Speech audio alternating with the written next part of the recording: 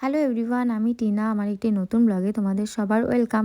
তো আগের দিন তো দিদির আইব্রো ভাতের ব্লগে বললামই যে আমার মেহেন্দির কাজ আছে, তাই আমি তাড়াতাড়ি বেরিয়ে গেছি।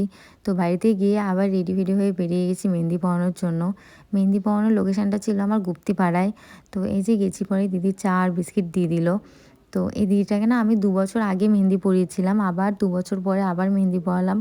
তো তোমরা দেখে অবশ্যই জানিও কেমন হয়েছে মেহেন্দি পরানোটা। মাঝখানে আমি কোনো ক্লিপস নিতে পারিনি, কারণ আমার সাথে কেউ ছিল না। ও আমাকে দিয়ে বাড়ি চলে গেছিলো, ওর কি কাজ ছিল তাই। তো যাই হোক, তারপরে তো চলে গেছিলাম একটু ক্যাফেতে, মেহেন্দি পরানো হয়ে গেছে তারপরে।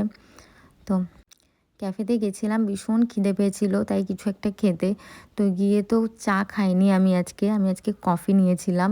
তো যাই হোক, কফিটা খেয়ে মোমো নিয়েছিলাম। আমি না সব জায়গার মোমো খাই না, আমাদের কালনায় টিফিন টাইমের মোমো খুব ভালো হয়, আমি ওখান থেকেই মোমো খাই। আর সেকেন্ড এখান থেকেই খেলাম, খুব ভালো হয়েছিল। তো আজকে এই পর্যন্তই, টাটা।